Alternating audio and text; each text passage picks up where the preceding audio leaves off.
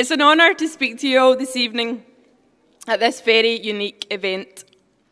Myself and my colleagues from Mental Health Aberdeen have been looking forward to this for a while.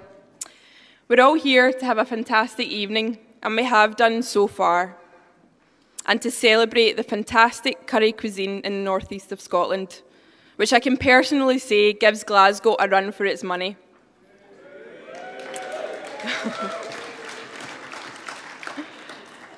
Mental Health Aberdeen would like to give thanks to the Aberdeen Lions Club, Shimon, and all the event partners for nominating us as the local mental health charity this evening.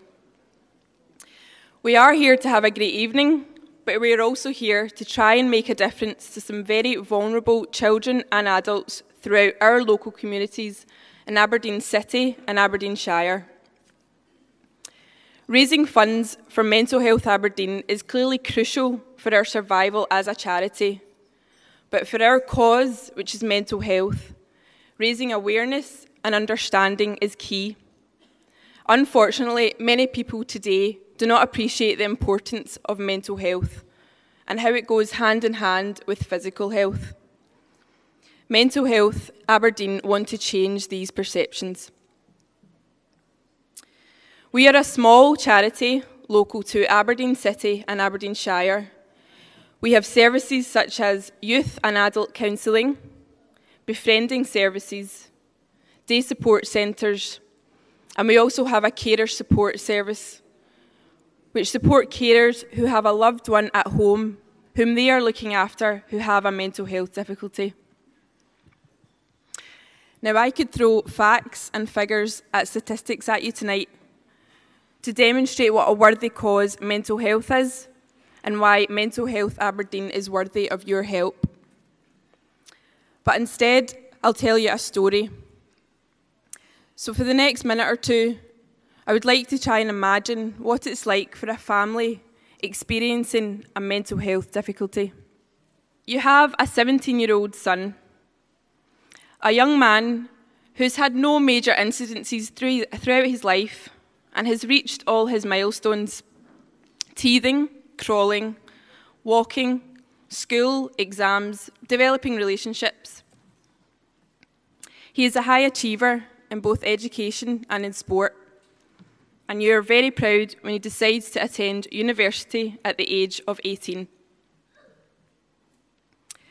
One day you decide to visit him at university, having not heard from him for a while.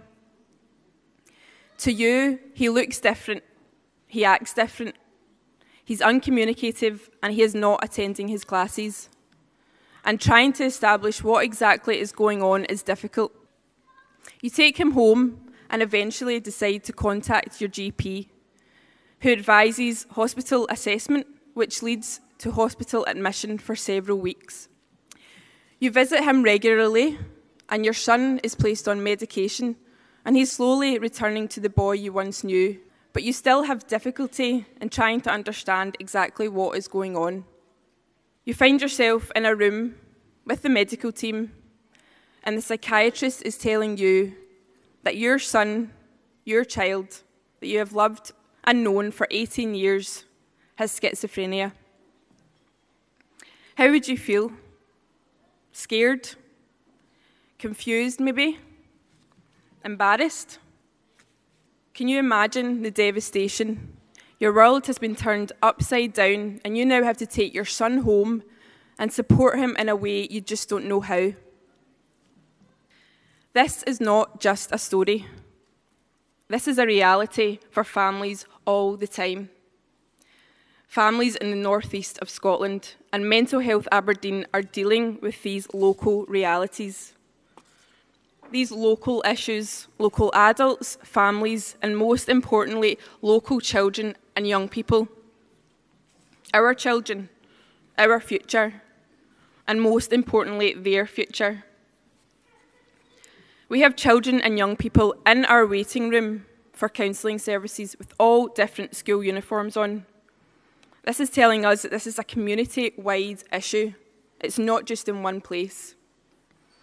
Children as young as 12 are coming to our services with depression, anxiety, eating disorders, suicidal thoughts, and self-harm. It's hard to believe that these things are actually becoming commonplace with young people. Some children and young people are coming to us with physical scars from self-harming, physical scars that will be with them for the rest of their life. They need Mental Health Aberdeen and access to our services instead of being told they need to wait 12 weeks to see a counsellor. That's what's happening with Mental Health Aberdeen. That's where our funding gaps are. 12-year-olds have been waiting for 12 weeks to see a counsellor. We have stacks of projects, youth projects in particular, on our shelf that we simply cannot afford to do. We need a young befriender service in rural parts of Aberdeenshire. We need a young carer service for children looking after their parents who are suffering from a mental health condition in their home. And we need our counselling services more readily available and accessible in schools and our community services. Mental Health Aberdeen are already integrating with some primary schools and secondary schools, but more needs to be done. Too many authorities, schools, and even parents are placing academic results before the emotional well-being of young people, instead of realising that the former rely on the latter. Now, last year, this wonderful event raised around £6,000 for a very worthy cause, to help hunger and poverty in places such as Africa and Asia.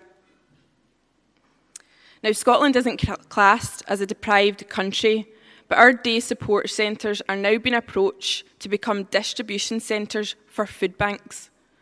And that opens up an entire different issue of mental health support that is needed. And we simply cannot help without your help. And we implore you all tonight to just get a sense of the heartache that is surrounding all of us. Now, as you've heard from the British Asian Trust, 1 in 4 of us will suffer from a mental health difficulty at some point in our lives. Now, I would like you to think of 4 people in your life just now. It could be a partner, husband or wife, a child, a son or daughter, or even yourself. Chances are one of these people will need Mental Health Aberdeen's help. Now, when you're putting your money in your envelopes tonight, all I ask is you give a second thought to one of those 4 people in your life. Thank you very much for listening. Have a fantastic evening.